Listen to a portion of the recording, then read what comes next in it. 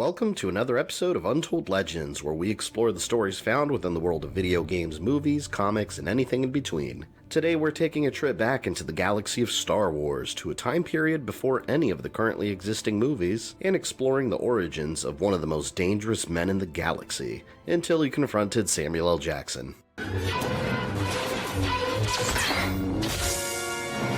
Jango Fett, an amazingly skilled Mandalorian bounty hunter that would eventually build a reputation of being the perfect soldier. So skilled that he attracted the attention of the Sith, and was offered the role of being the genetic template of the entire Grand Army of the Republic. Identical clones of himself bred to fight and die in battle. Skills that he would pass on to his own personal, unaltered clone, his son Boba Fett. But who was Jango Fett before any of these events? What motivated the man under the helmet? What drove his actions? The answer can be found in the Jango Fett Open Seasons comic series. It is considered officially as Legends material now, meaning it's no longer part of the official current Star Wars continuity, but it is a great story worth diving into, and nothing major really prevents it from fitting into the existing continuity. It's a great character study on how Jango Fett came to be such a ruthless force, and why he didn't have much love for the Jedi. Jango Fett didn't actually grow up on the planet Mandalore. He was born and raised on Korda Six, a planet located within Mandalorian space, whose southern hemisphere was destroyed during one of its many wars, turning the region into smaller asteroid chunks. Quite different from his adult life as a bounty hunter, Jango Fett's early life on Korda Six was a farmer's life. His father was a journeyman protector, a sort of sheriff that ensured the safety of his people. But during his youth, Mandalorian culture was in complete chaos, breaking apart in several factions and clans.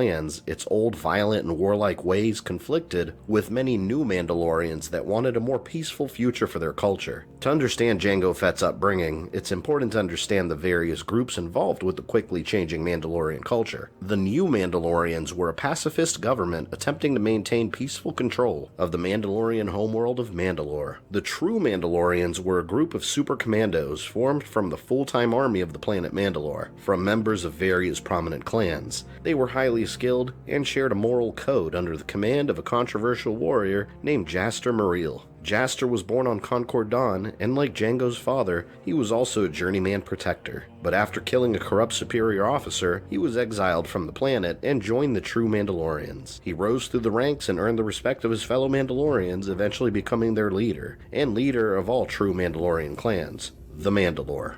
Under his leadership, he decreed that any Mandalorians who wished to continue living a life of fighting would do so as highly paid soldiers and honorable mercenaries. His reforming ideas caused strong disagreement within the clans, and a radical splinter group rose in opposition of Jaster Mareel and his true Mandalorians. The offshoot group came to be known as the Death Watch. Violent, fanatical practitioners of the Mandalorians' old warlike ways. They embraced their ancient roots as savage raiders intent on taking the entire galaxy for themselves. Radicals that were eventually banished from Mandalorian society. Death Watch was led by Jaster Mareel's rival, Tor Vizsla, a barbaric Mandalorian eager to destroy the true Mandalorians and re-establish their society in the ancient ways, leading to the Mandalorian Civil Wars. The conflict spread through different worlds and eventually made its way to Jango Fett and Jaster Mareel's homeworld of Korda Six.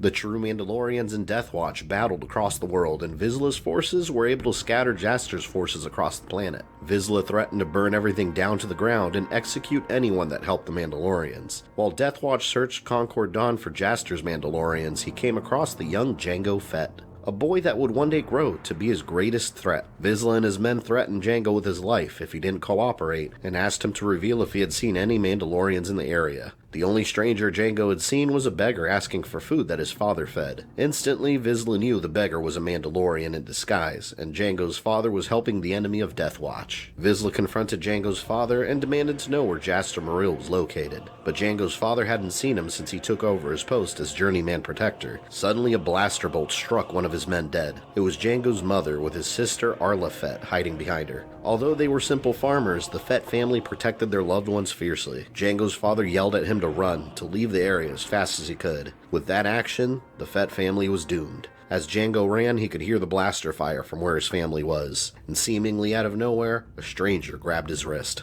It was the leader of the true Mandalorians, Jaster Mareel. To Jango's knowledge, his entire family had just been wiped out, and he was the sole survivor. Jaster stressed that the only way Jango could survive now was to come with them. Back at the Fett's home, Deathwatch burned their crops and murdered most of the family. Unknown to Jango Fett, his sister Arla did survive and joined Deathwatch after being mistreated, suffering from a form of Stockholm Syndrome for years. A story for another time, fleshed out and covered by the novels Order 66, a Republic Commando novel, and Imperial Commando 501st. Visibility was low from the burning fires, and the Mandalorians could barely see in front of them. But Jango Fett was more than familiar with the area, and led them away from the destruction towards the closest town. The Mandalorians were on a mission to hunt down and finish Vizsla and his Death Watch, and Jaster asked Jango if he knew how to shoot. His father taught him how to use a blaster enough to defend himself with, and Jaster decided to keep Jango safe with them. When they arrived in the town, they found that Death Watch already took it over, taking whatever they wanted and abusing the populace. But the Mandalorians blended with the civilians in town and launched a surprise attack on Death Watch. It was all-out war between Death Watch and the true Mandalorians, and Jango took the opportunity to sneak unnoticed past the chaos. He planted an explosive underneath Vizsla's vehicle, the man that took his family away from him. The explosive went off, and Vizsla was nowhere to be seen afterwards.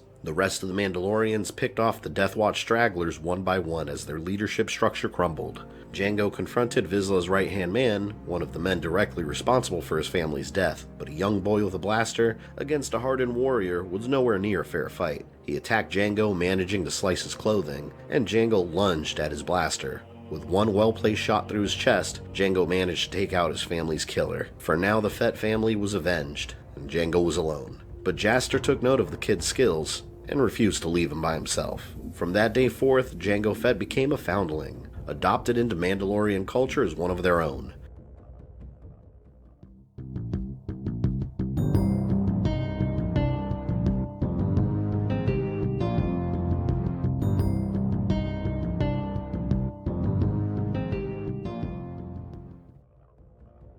Over the years, Jango Fett grew into a young man and a highly skilled Mandalorian warrior trained under Jaster Meril. He was eventually made commander of his own squad and helped lead a mission on a planet known as Korda 6, a battle that would change the Mandalorians forever. The Mandalorians were hired by the Korda Defense Force to extract a rookie security guard pinned down by hostile locals. The entire operation was spearheaded by Jaster Meril and his second-in-command Montross, who divided the Mandalorians into 3 separate units. Montross was a veteran Mandalorian known for his brutal tactics and acts of recklessness, and he was quickly being disillusioned with Jaster's current leadership.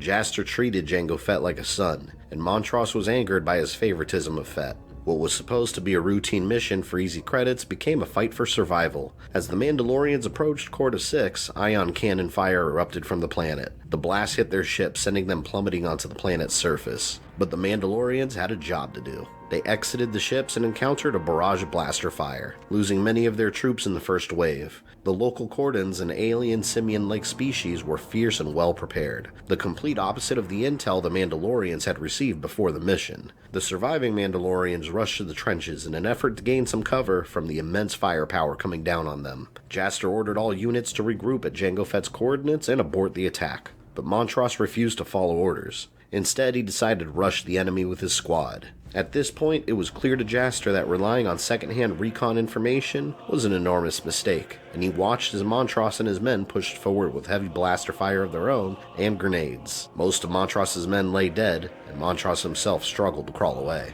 At that moment, blaster fire emerged from the smoke and saved his life. It was Jaster. Although he had refused to follow orders, Jaster still chose to risk his own life to save him, and Jango Fett used Montross's attack as diversion. Jango quietly led his troops around the battle to accomplish their goal, but he would find no success either. Suddenly, a familiar enemy ambushed them from the forest. It was Death Watch. The entire mission was a ruse, a trap set by Death Watch to finally destroy the true Mandalorians. Jango fearlessly protected his men and set the attackers on fire without hesitation. He rushed the survivors and contacted Jaster to inform him of Death Watch's plan. It was obvious that they armed and trained the locals, then planted the false recon data to lure them there. And an old enemy approached to confront Jaster, his old nemesis Vizsla, alive and well, now deformed from the explosion that Jango Fett set off years earlier. Montross saw this as an opportunity to rid himself of what he saw as Jaster's weak leadership. Jaster requested air support from him, while Vizsla opened fire, but Montross left him behind.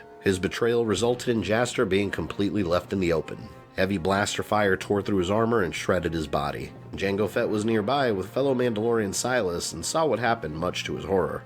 After the attack, Vizsla escaped, and Jango approached Jaster hoping that there was still a chance of his survival, but it was clear that his injuries were too grave. Back at the Mandalorian ships, Montross was attempting to assert himself as the new leader and ordered the Mandalorians to leave, claiming that Jango died trying to save Jaster. But Jango appeared to refute that claim, holding the body of Jaster Mareel. He wouldn't leave his body behind and swore that he would hunt down Vizsla. Montross tried convincing Jango that he was best fit to lead the Mandalorians in Jaster's absence, but Jango knew that Montross had left him behind, and Silas claimed he would follow nobody but Jango. Among the Mandalorians, Montross had no support, and he was banished into exile. The rest of the Mandalorians looked up to Jango Fett as their new leader, the new Mandalore.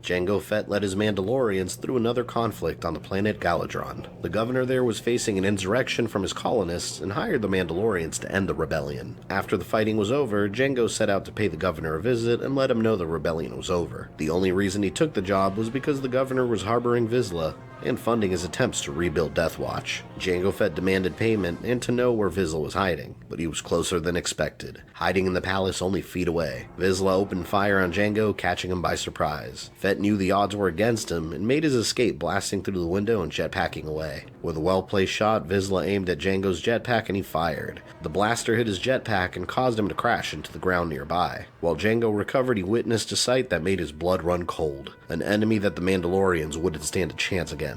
The Jedi. The governor had been playing all sides. As instructed by Vizsla, he begged the Mandalorians for help to maintain control of the planet. Then he reported to the Republic that Mandalorians were slaughtering political activists. They reported that the Mandalorians had also been killing women and children, something Death Watch provided self-created evidence for, and blamed the true Mandalorians. The Jedi wholeheartedly believed that the Mandalorians were the enemy on Galidraan, and sent ships filled with Jedi peacekeepers. Jango tried getting through to his men to leave immediately, but it was too late. The Jedi already found their camp, led by the much younger Count Dooku, well before his turn to the dark side. Jedi Master Dooku informed the Mandalorians that they stood accused of murder, and requested that they turn themselves in. But the Mandalorians were proud warriors. Instead, they opened fire on the Jedi, and the Jedi deflected their blaster fire with their lightsabers. The blaster fire was being deflected back towards the Mandalorians, and Jango ordered that they switch to projectile weapons instead, weapons the Jedi couldn't easily deflect. Jango ordered fellow Mandalorian Miles to give him some air cover from the Jedi, and one of the Jedi leaped high into the air using his force powers. Tragically, Miles was cut down by the Jedi. His body split in two right in front of Jango Fett. In a fit of rage, Jango attacked the Jedi himself without any weapons they could turn against him. He attacked in simple hand-to-hand combat in an event that helped craft the legend of Jango Fett. Jango was well trained by Jaster and easily dodged the swing from the Jedi lightsabers. He used his fists, his raw strength, and any rock on the ground he could to savagely beat the Jedi that were killing his people. In the end, Jango was surrounded by several dead Jedi that he killed with his bare hands, and the bodies of his fellow Mandalorians. Before him stood the Jedi that killed Miles. With the ultimate concentration and reaction time, Jango distracted the Jedi with a clump of snow and dirt, broke his wrist, leaving his lightsaber to fall on the ground, and smashed his helmet against his unprotected face with full force. The Jedi fell before him, but there was no hope of victory. The Mandalorians were dead. Jango Fett and Silas were the only Mandalorian survivors of the battle. Count Dooku looked around the battlefield with regret. They were supposed to be protectors, and here they had just butchered an entire group of Mandalorians while losing their own. Had the Jedi finally lost their way? Were they simply tools used as weapons now? This event contributed to Dooku's own journey and continued disillusionment with the Jedi Order. Jango Fett was taken and turned over to the governor of Galidraan as a prisoner of war. Jango Fett's days fighting for the glory of the Mandalorians seemed to be over. He was sold to slavers and spent years in forced servitude aboard a spice transport.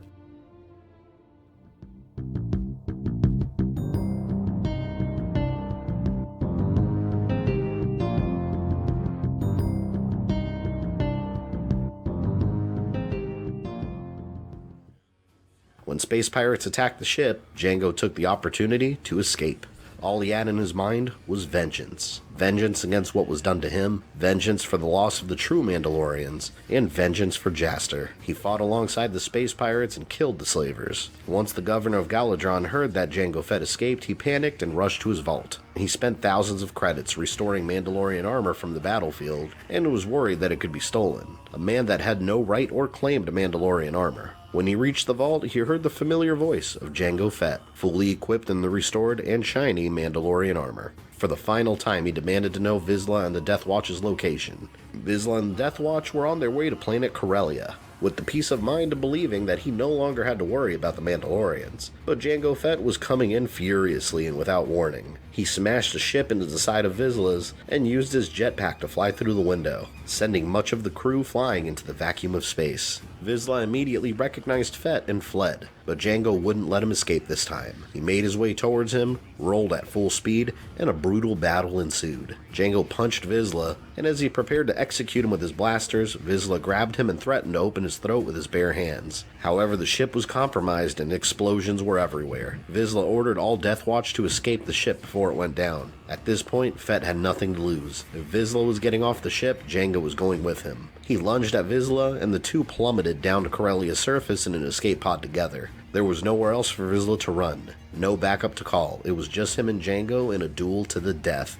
Once they landed on the surface of the planet, Jango continued his brutal attack on Vizsla. He struggled to defend himself with a flamethrower, but Jango was determined to take his life. He battered Vizsla until the Death Watch leader fell into the water, dragging Jango with him. And like the dishonorable warrior that Vizsla had proven himself to be time and time again, he stabbed Jango with a poison blade. He didn't have enough poison to kill him, but it was just enough to weaken Jango and allow Vizsla to finish him off. He taunted Jango using his mentor's name, claiming that Jaster would be disappointed, and Jango sliced his stomach. Vizsla fell on the ground in pain, and Jango's plan worked. Although he wouldn't be able to kill Vizsla himself, the open wound would attract the nearby wildlife. Nearby Corellian dire cats, carnivorous feline creatures, were watching the battle, waiting for weakened prey to finish off, and Vizsla was the perfect meal. The dire cats pounced on him and tore him apart piece by piece. As he screamed in pain, Jango lost consciousness from the poison, which ultimately saved his life. The dire cats moved towards him next, but the poison in his bloodstream warded them away, disinterested in what they detected as spoiled meat.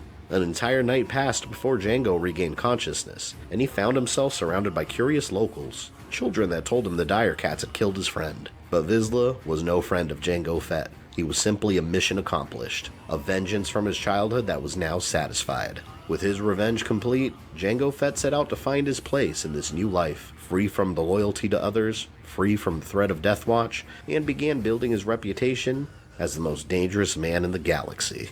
Leave me a comment down below and let me know what other stories in the Star Wars universe you'd like me to cover. If you enjoyed the video, make sure to subscribe, click the bell for notifications, and hit that like button. And if you'd like to support my work creating future videos like this one, please consider joining my Patreon, which gives you access to my Patreon feed, filled with exclusive updates and progress reports on upcoming projects. I'd also like to thank my current patrons and channel members for their continued support. I'll catch you guys later.